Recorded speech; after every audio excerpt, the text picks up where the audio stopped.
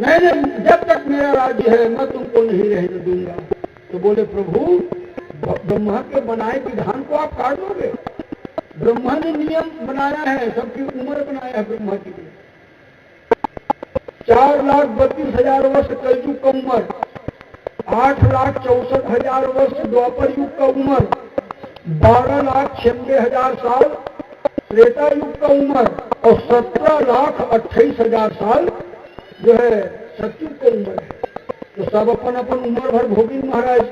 अब द्वापर के बाद मोर पारी महाराज तो मोर पीछे मारे पीछे बर दो उठाओ महाराज, मोहले तो अपन उम्र भर भोगन दो।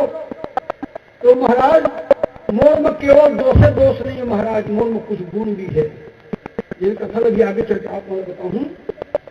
तो बोला रहे बर निवास स्थान दे दो महाराज, आप जहां जहां बोला रहे बर कही हो ना, मैं वहीं चली हूँ, वो जगह छोड़ के मैं कहीं बाहर ले जाऊँ महाराज। तो गणिका मध्य तस्कर रुजूता और कनक मह बसहु अपूता। तो परीक्षित ने ऐसा जगह खोज के दिया कि मेरे प्रजा, मैं राजा हूँ, मेरे प्रजा लोग इतने पापी नहीं है, तो ऐसे जगह मैं दूं कि इस जगह में वो जाकर के जब निवास करे तो उनको किसी प्रकार का कोई तकलीफ का सामना कलयुग के कारण न हो। तो कहाँ कहाँ दिया उनको? गणिका, जहाँ वेश्यावृत्ति होती है, जो लोग वेश्यावृत्ति पर संलग्न है, ऐसे व्यक्ति के यहाँ कलयुग का निवास होगा। वेश्यालय में कलयुग का निवास होगा। गणिका अमध्य, जो लोग शराब पीते हैं या जो लोग शराब बेचते हैं या जो लोग शराब का धंधा करते हैं, शराब बनाते हैं, शराब पीते हैं, ऐसे व्यक्ति के यहाँ जाकर के तुम निवास करने बोले कलयुग। गणिका मध्य और तस्कर, जो लोग चोरी करते हैं और चोरी का सामान खरीदते हैं, ऐसे लोगों के यहाँ जाकर के। ये पंखा बढ़िया चल टेबल नहीं बैठे कौन सा आप मन बैठ सका था, गर्मी यदि है तो बढ़िया चल पंखा। तो गणिका मध्य तस्कर और जूता और कनक मह बसहु पूता। तो जहाँ चोरी की माल लेते हैं, चोरी करते हैं, तो चोरी के माल लेने वाले, चोरी करने वाले व्यक्ति के घर में जाकर के आप बैठो। और जो लोग जुआ खेलते हैं और जो जुआ सट्टा खिलाते हैं, तो जुआ खेलने वाले, सट्टा खेलने वाले और जुआ खिलाने वाले, सट्टा खिलाने वाले 10% में हट्टी वाले, इनके यहाँ जाकर के तुम निवास करोगे। ठीक है महाराज। अष्टम गुजरी हो महाराज, वो परिवार बहुत लंबा है, छोड़ बहुत हो, तो कहें जाओ रजोगुण में मैं तुमको दिया। रजोगुण मैंने सोने में तुम निवास करो, सोना गोल्ड जिसको बोलते हैं अंग्रेजी में, है ना भाई, सोना में तुम जाकर के निवास करो। ठीक है महाराज। अब चले गए वहां से सज्जनों। कलयुग को स्थान दिए राजा, और राजा परीक्षित सोन का मुकुट पहना था, तुरंत कलयुग सोन के मुकुट में जाके समा गया था। तुरंत कलयुग जो है सोन के मुकुट में जाके समा गया। अब राजा बुद्धि खराब हो गई, राजा लगी प्यास। तो चलते चलते एक ऋषि के आश्रम में गए। वो ऋषिवर अपने कुटिया के अंदर भगवान का बड़े प्रेम से ध्यान कर रहे थे। उनको शरीर का कोई भान नहीं था, कौन आया कौन गया। अब राजा गए और जाने के बाद देखते, देखो ये समीप ऋषि को, मैं इतना बड़ा राजा आया हूँ, एक गिलास पानी के लिए मेरे को नहीं पूछा, और बड़ा ढोंगी बन के ध्यान कर रहा है। अब राजा बड़ा विचारवान था, बड़ा विवेकी था, बुद्धिमान था। वो कलयुग उसके मुकुट में बैठ गया, और मुकुट कहाँ पहनते हैं? सिर में। उसका बुद्धि फिर गया। इतना बड़ा समझदार राजा सज्जनों, वहीं पर जब कुटिया के बाहर निकला, मेरे एक गिलास पानी के लिए नहीं पूछा। ये राजा अभिमानी है, ढोंग है, ढोंगी है, ढोंग में बैठा है। तो बाहर में एक अच्छे बड़े सांप मरे पड़े रहे, अपन धनुष के कोना उठे और कोना उठा के लान के और महात्मा गलन में पेट दिए, मरे सांप। अब महाराज मालूम ही नहीं है, और राजा चल दिया। दोनों पोखरों नजर पड़ गए तो जाकर बेटा का नाम रहा श्रृंगी ऋषि। श्रृंगी ऋषि बताई कि भैया, तो पिताजी के गला में मरे हुए सांप राजा परीक्षित डाल रहे, और डाल के अपन घर गए। तो पिताजी मालूम नहीं, भगवान के भजन में लगे। दौड़त ऋषि आई, श्रृंगी ऋषि, और देखते ही रोने लगी, चिल्लाने लगी, पिताजी पिताजी पिताजी। सांप को आपके गले में डाल दिया, सांप को आपके गले में डाल दिया। कमंडल में जल रखा था, कमंडल के जल को उठाया और श्राप दे दिया कि जिस राजा ने मेरे पिता के गले में मरे हुए सांप को डाला है, आज के 7वें दिन उस राजा को तक्षक सर्प डस देगा। सज्जनों, कलयुग को स्थान दिया, कलयुग के कारण राजा बुद्धि खराब, श्राप मिल गया उनको। जब महाराज का आवाज सुन करके जब ध्यान भंग हुआ, रोते हुए देखे, बोले बेटा क्यों रो रहे हो? तो देखो पिताजी अपने गले को राजा परीक्षित ने मरे हुए सांप को डाल दिया, मैंने उसको श्राप दे दिया है कि आज से 7वें दिन तक्षक सर्प उसको डस लेगा। ऐसा बोले बेटा तुमने बहुत बड़ा गलत किया, बेटा तुमने बहुत बड़ी गलती की है। तुमने परीक्षित बहुत धर्मात्मा राजा है, राजा युधिष्ठिर का वंशज है, उसका नाती है, अभिमन्यु का पुत्र है, बहुत धर्मात्मा राजा है, अपने प्रजा का पालन वो पुत्र के समान समझ के किया करता था। ऐसे धर्मात्मा राजा को श्राप दे करके तुमने बहुत बड़ी गलती की बेटा, अच्छा काम तुमने नहीं किया, तो मैंने तो श्राप दे दिया है। तो फिर अपने कुछ शिष्यों को भेजे और वो शिष्यगण जा करके फिर बताए राजा को कि महाराज ऐसा सा श्राप आपको हो गया है। तो राजा जो है आनंद फानंद में अपने बेटा जन्मेजय को राज्य सौंप दिए और राज्य सौंप करके और सीधा अकेले जो है निकल गए। कुछ महात्माओं से मुलाकात हुई, महात्माओं से पूछा कि जिसका मृत्यु नजदीक है उसका कल्याण कैसे होगा। तो फिर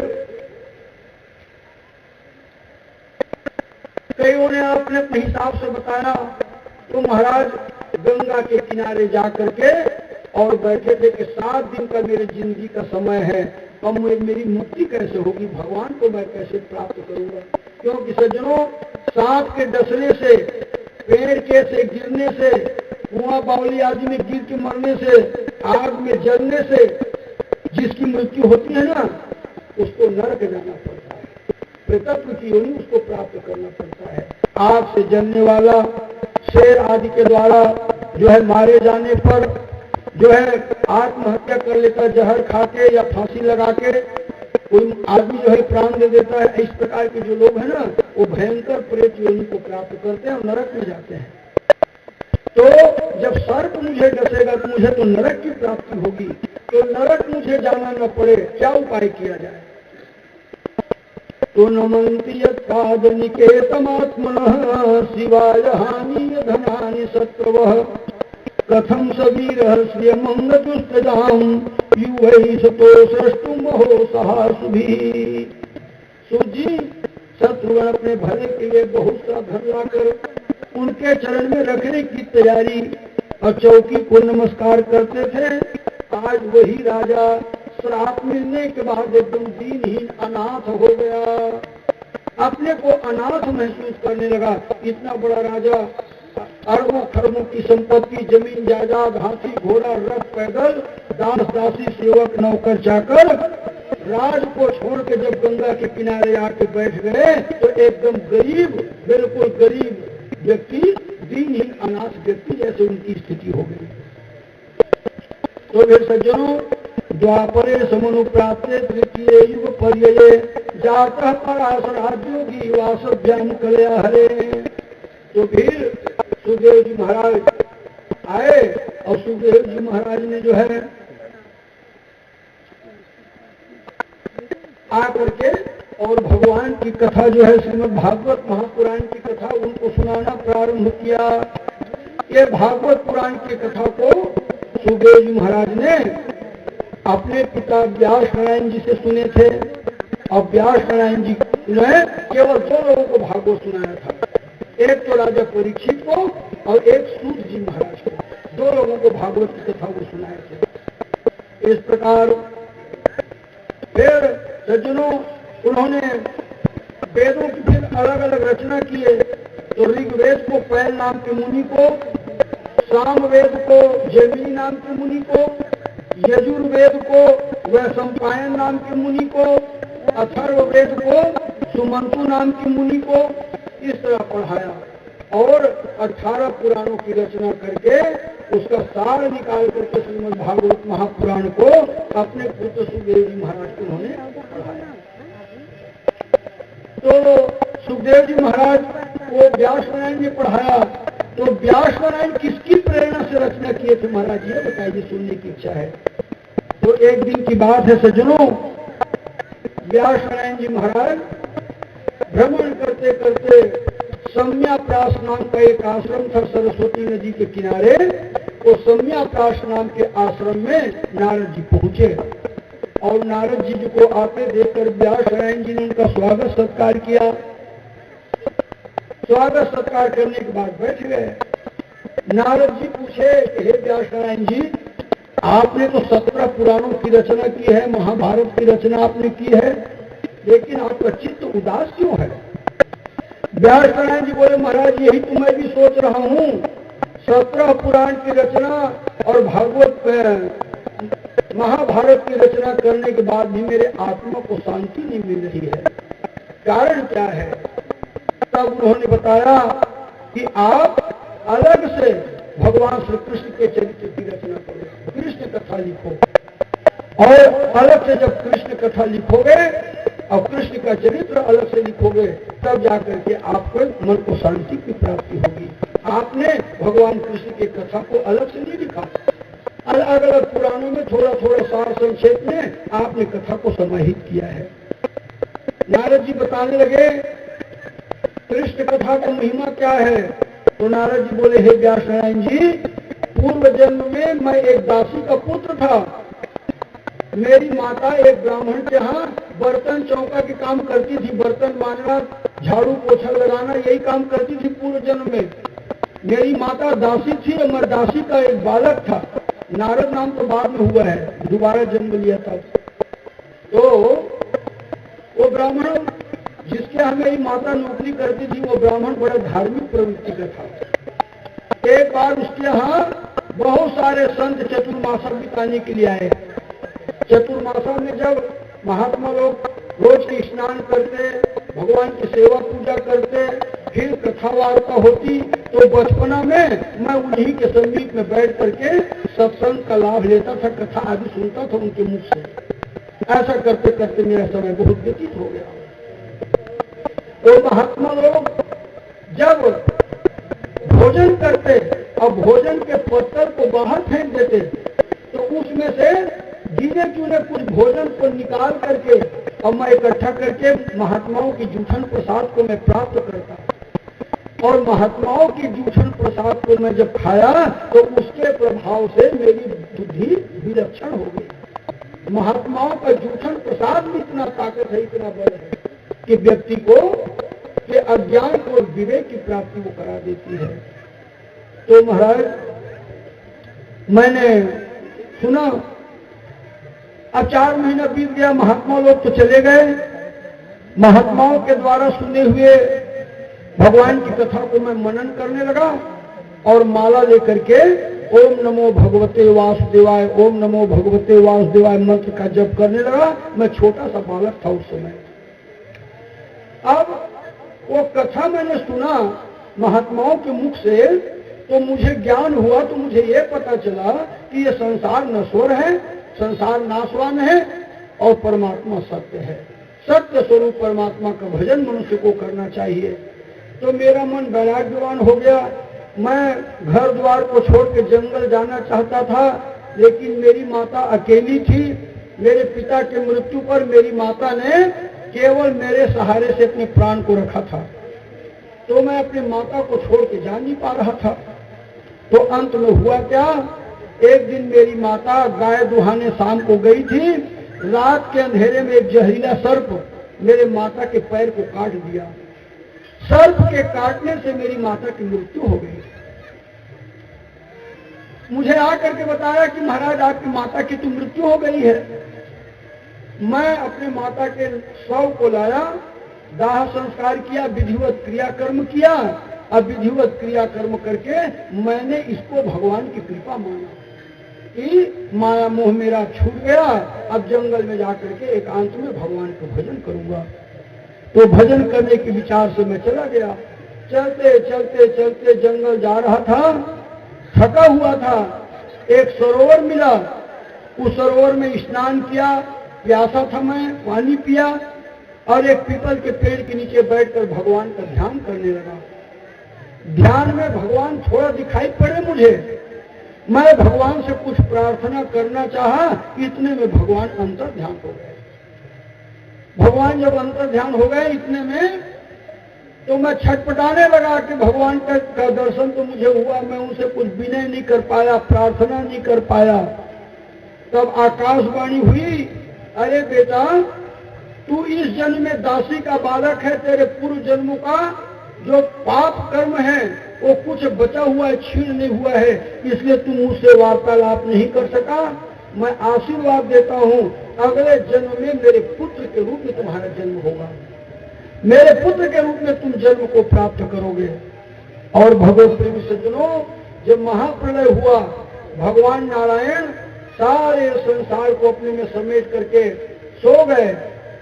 एक कल्प तक के जब प्रलय समाप्त हुआ, प्रलय समाप्त होने के बाद पुनः संसार की रचना किए, तो नारद जी नारायण भगवान के श्वास से उत्पन्न हुए और तब से एक वीणा उनके हाथ में है और नारायण नारायण गाते वीणा बजाते नारद जी त्रैलोक में भ्रमण करते हैं। कहीं रोक टोक उनको नहीं है, जिस लोक में जाना चाहे उस लोक में वो जा सकते हैं। इस प्रकार अब समय व्यतीत हुआ। महाराज नारद जी बता रहे हैं कि मैं भगवान के चरणों में प्रेम किया, तब आज नारद के रूप में मेरा प्रादुर्भाव हुआ है। तो हे व्यास नारायण जी, आप सभी 17 पुराणों के सार तत्व को छांट करके और एक नया भागवत पुराण के नाम से आप रचना करो। तो 4 श्लोकों में है सज्जनों, भागवत पुराण जो है पहले केवल 4 श्लोकों में था। वो 4 श्लोकों वाले भागवत को उन्होंने 18,000 श्लोकों में परिवर्तित किया और परिवर्तित करके रचना करके उन्होंने सुनाया। तो 4 श्लोक कौन कौन से हैं? जो आदि से चला आ रहा है, नारायण भगवान ने ये भागवत पुराण के बारे में ब्रह्मा जी को बताया था और ब्रह्मा जी नारद जी को बताए थे। तो ये 4 श्लोक कौन कौन से हैं? पहला श्लोक आपको बता रहा हूं, अहम एवासमेवाग्रे नान्यद्यत् सदसस्परम पश्चादहम यदेतच्च यो अवशिष्येद सोऽस्म्यहम्। ये पहला श्लोक है। भगवान कह रहे हैं कि सृष्टि के पहले जब सृष्टि नहीं थी, संसार नहीं था, तो भी मैं था। संसार की रचना करता हूं तब भी सबके अंदर मैं ही समाया हुआ हूं। और जिस दिन महाप्रलय में सब समाप्त हो जाता है तो सब कुछ नष्ट हो जाने पर केवल मैं ही मैं बचता हूं और कुछ नहीं बचता। हे ब्रह्मा जी, मैं वो आदि पुरुष परमात्मा हूं। ऋते अर्थम यद प्रतीयेत न प्रतीयेद चात्मनि तद विद्यादात्मनो मायाम यथा भासो यथा तमः। ये दूसरा श्लोक है। यथा महांति भूतानि भूतेषु चावचेष्वनु प्रविष्टान्य अप्रविष्टानि तथा तेषु न तेष्वहम्। ये तीसरा श्लोक है। और चौथा है एतावदेव जिज्ञास्यम् तत्व जिज्ञासुनात्मनः अन्वयावतिरेकाभ्याम यस्या सर्वत्र सर्वदा। हे नारद जी, संसार में ब्रह्मा भगवान ने कहा कि हे ब्रह्मा जी, संसार में केवल ब्रह्म ही ब्रह्म है।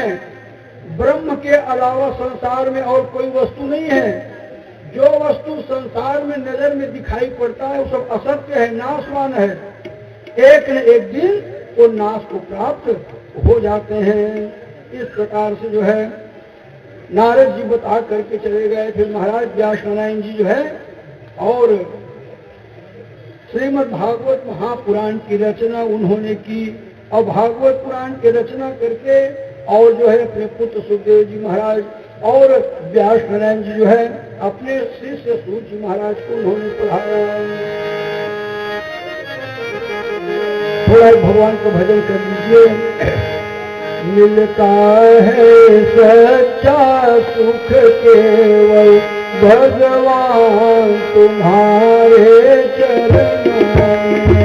मिलता है सच्चा सुख केवल भगवान तुम्हारे चरणों में।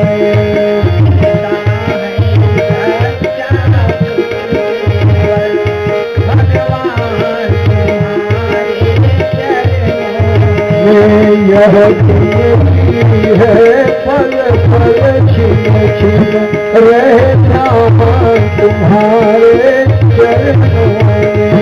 यह जिंदगी है पल पल छिन छिन रहे ध्यान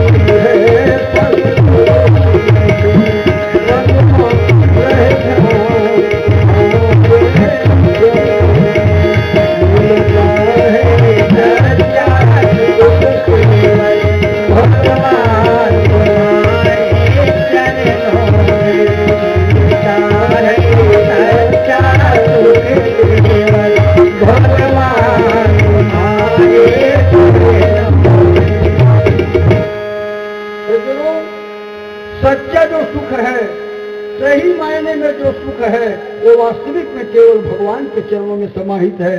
जो भक्त भगवान के चरणों को जीवन में धारण किए हुए हैं, भगवान के चरणों का जो आश्रय लेकर के रखे हैं, उन भक्तों के जीवन में कोई संकट नहीं आता।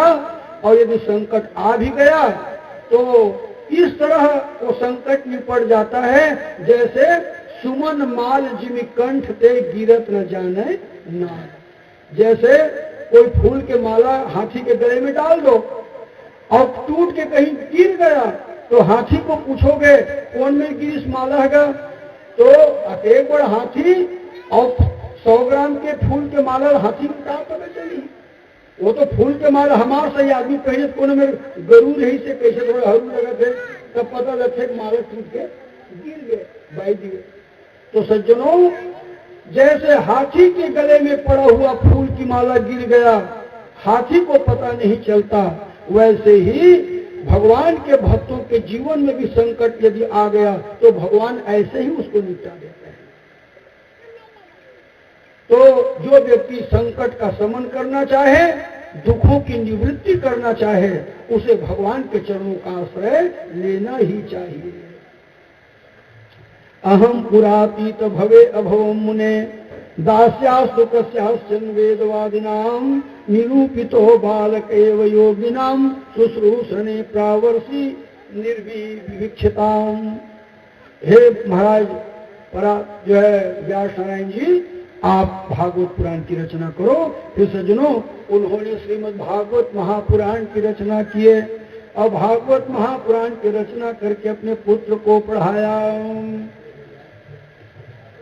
अब सज्जनों सुखदेव जी महाराज राजा परीक्षित को जो है कथा श्रवण कराने के लिए जहां महाराज गंगा जी के किनारे प्रायोपविष्ट होकर के बैठे थे, वहां उनको जो है कथा जो है उन्होंने सुनाया और परीक्षित जी भगवान की कथा को सुन करके और मुक्ति को प्राप्त कर लिए।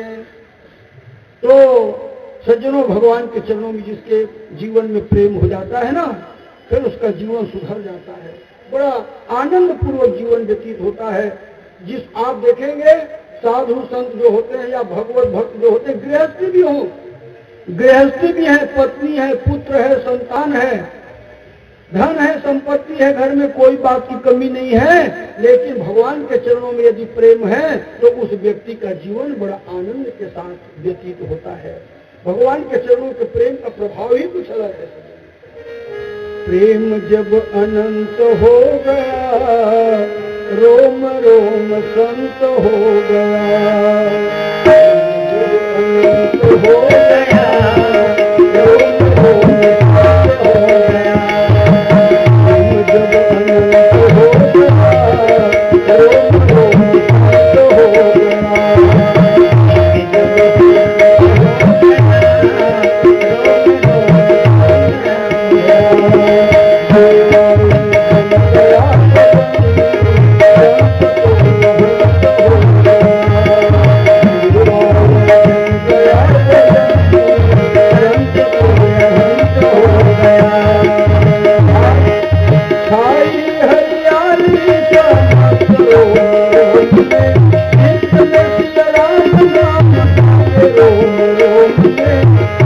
ही बसंत हो गया, रोम रोम संत हो गया, हो गया,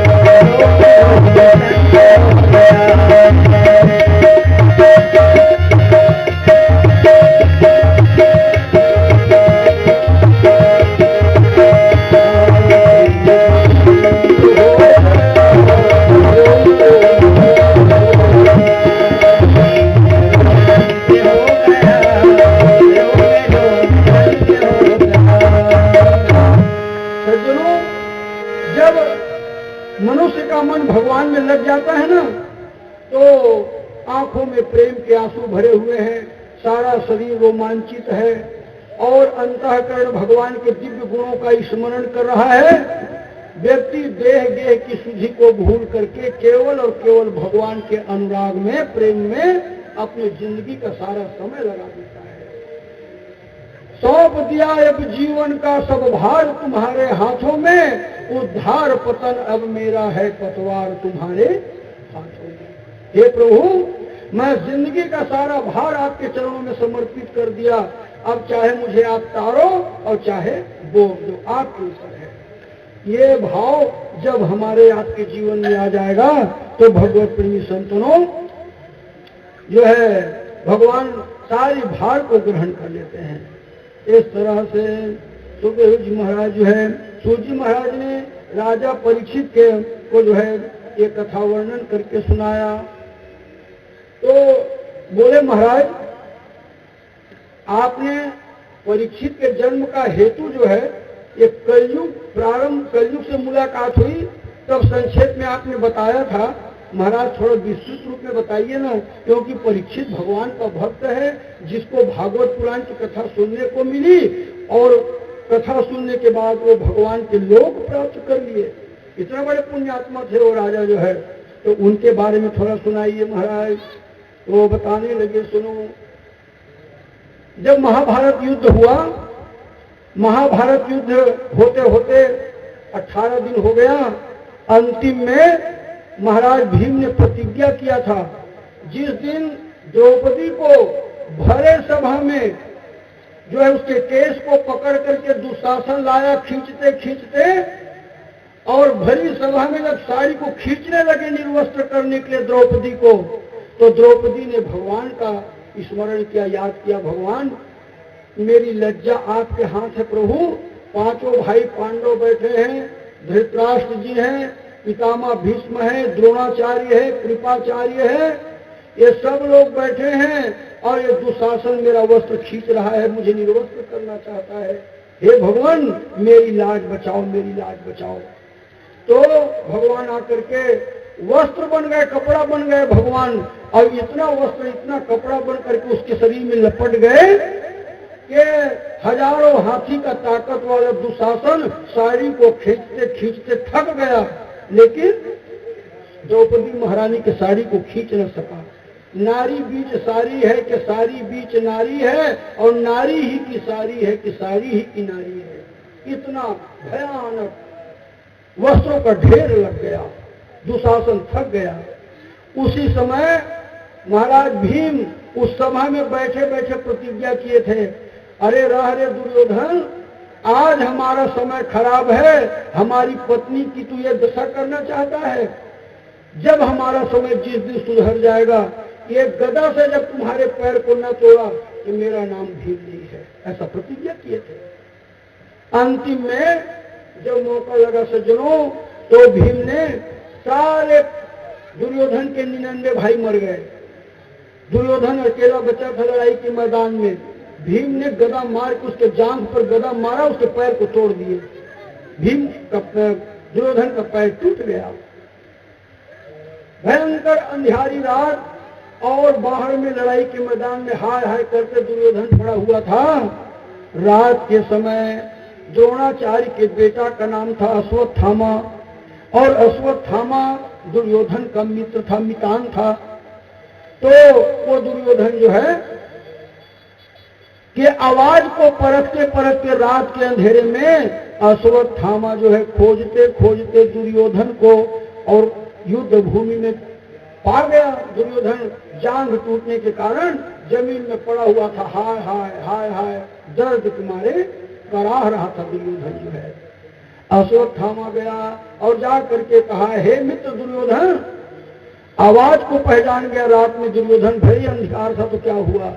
बोले मित्र अश्वत्थामा तुम हो? बोले हो। आओ आओ मित्र, कैसे याद किए? अब तो मेरा अंतिम समय है, मेरा पैर टूट गया है, अब मैं उठने बैठने की ताकत मेरे शरीर में नहीं है।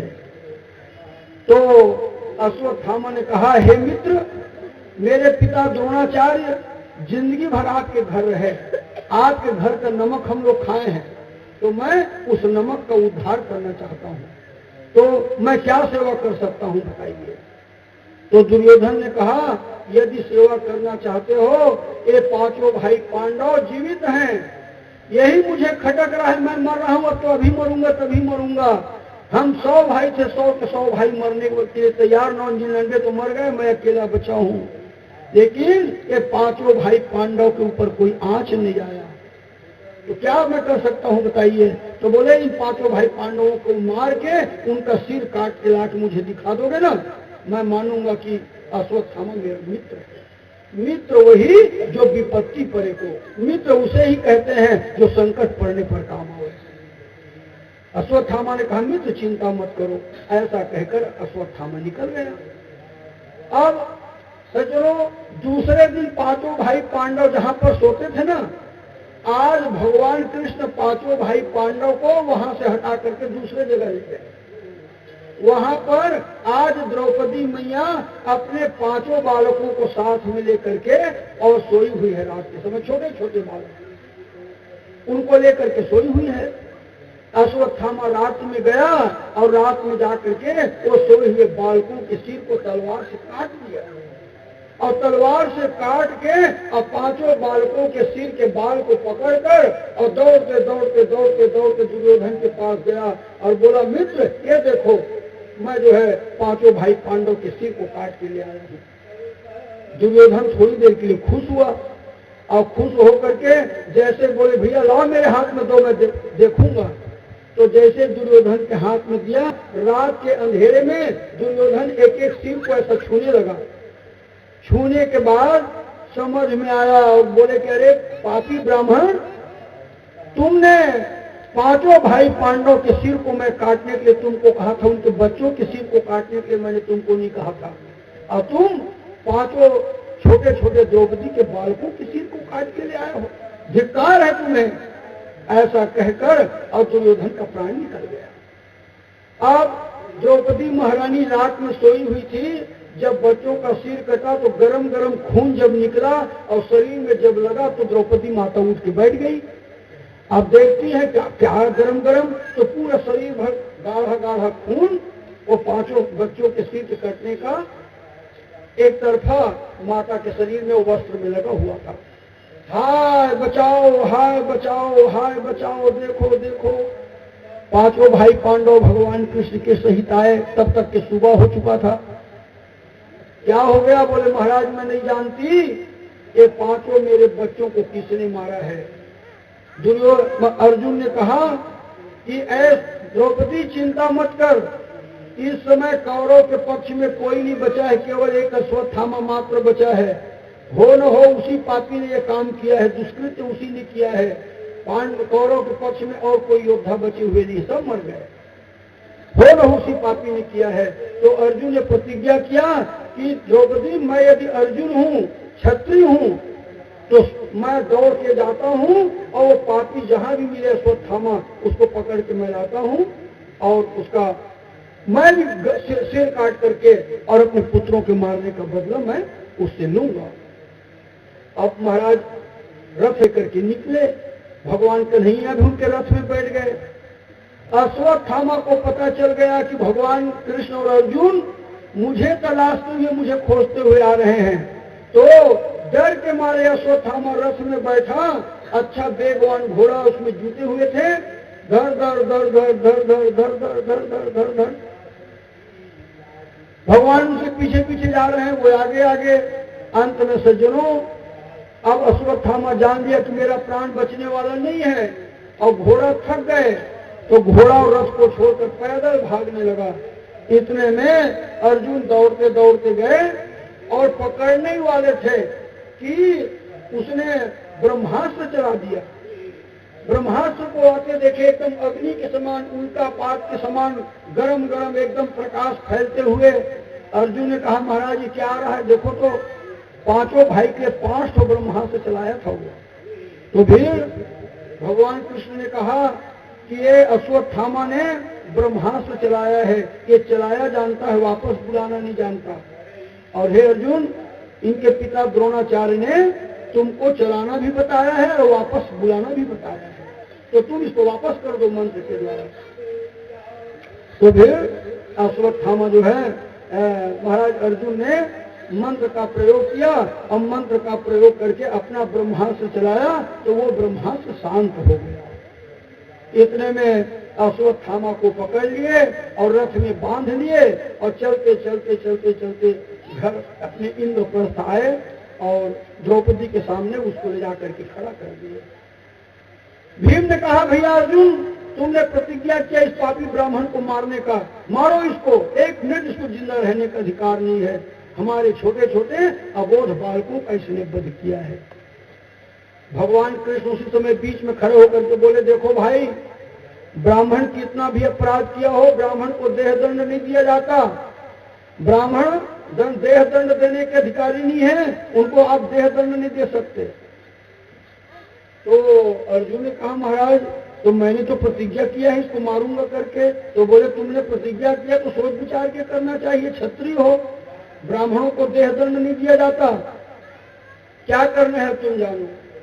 तो फिर अर्जुन जो है विचारने लग गए क्या किया जाए। तो अंत में वो जो है अस्त्र लेकर के तलवार लेकर जैसे उसके मस्तक को काटने के लिए उद्यत हुए, तैयार हुए, तो द्रौपदी खड़े हो गई, महाराज महाराज रक्षा करो, महाराज रक्षा करो, बचाओ बचाओ बचाओ। महाराज इस ब्राह्मण को मारने के बाद क्या मेरे मरे हुए बच्चे मुझको वापस मिल जाएंगे? तो बोले जो जिसकी मृत्यु हो गई है दोबारा कहाँ मिलने वाला है। तो महाराज जब द्रोणाचार्य जी जब देह का त्याग कर दिए तो इनकी माता ये सोची कि मेरा एक बेटा है और अपने बेटा में आस लगा करके, और वो सती नहीं हुई द्रोणाचार्य महाराज के साथ कि मेरा एक बेटा है, इसी के आधार में प्राण को बचा के मैं रखूंगी, और आप उसको मारना चाहते हो। भले इस ब्राह्मण ने अज्ञानता के कारण ऐसा कृत्य किया हो, लेकिन ये ब्राह्मण का बालक है, मैं इसको मारने नहीं दूंगी महाराज, मैं प्रार्थना करती हूँ इसको छोड़ दो। अब भगवान कृष्ण देखने लगे द्रौपदी की ओर, देखो इनके 5-5 बालकों को इसने मारा है, और द्रौपदी के हृदय में कितनी दया की भावना है। भीम खड़ा हो गया, बोले अर्जुन तुम धर्म वर्म को देखना, मुझे समय दो, 2 गदा इसके सिर पर लगाऊंगा, इसका देहावसान हो जाएगा। बोले मुझे मौका दो, मैं मारूंगा इसको। अंत में युधिष्ठिर सामने आकर के समझाए, फिर अश्वत्थामा को छोड़े। तो सज्जनों ब्राह्मण को प्राण दंड देने का विधान नहीं है, उसके सिर को मुंडन कर दो, दाढ़ी मूछ को मुंडन कर दो, और गांव से, देश से, राज्य से उसको बाहर निकाल दो, यही ब्राह्मण का प्राण दंड है, यही प्राण दंड है। तो फिर अश्वत्थामा के मस्तक में एक मणि था, वो मणि को तलवार के नोक से चीर के फाड़ के निकाले, और निकाल करके दाढ़ी मूछ को मुंडन कर दिए, सिर के बाल को मुंडन कर दिए, और अश्वत्थामा को छोड़ दिए, जाओ। अश्वत्थामा चला गया, लेकिन जाते जाते 5 ब्रह्मास्त्र और एक छोटा सा चिंगारी दोबारा उसने फिर चलाया। तो फिर वही ब्रह्मास्त्र को तो वापस किए। अब वो उत्तरा, उसकी माता का नाम था, अभिमन्यु की पत्नी थी, और उत्तरा जो है वो प्रार्थना करने लगी कि प्रभु बचाओ, प्रभु बचाओ, मेरे पेट में बड़ा जलन हो रहा है, अभी मेरे पेट में जो बालक है यही भर एकमात्र पांडव कुल में बचा हुआ है, और बाकी तो इन 5 भाई पांडवों के बाद अब आगे कोई नहीं है, और जो 5 भाई थे उसको तो मार डाला ये पापी जो है अश्वत्थामा। अब पेट में जो गर्भ में जो बालक है महाराज, बस वही एकमात्र कुल को चलाने वाला बालक है, रक्षा करो केशव, रक्षा करो, रक्षा करो। पेट में भयंकर जलन हो रहा था, तो भगवान अंगूठा के रूप बनाए, और अंगूठा के बराबर रूप बना करके और उनके उदर में प्रवेश किए, और उदर में प्रवेश करके गर्भ में जो बालक था उसकी रक्षा की।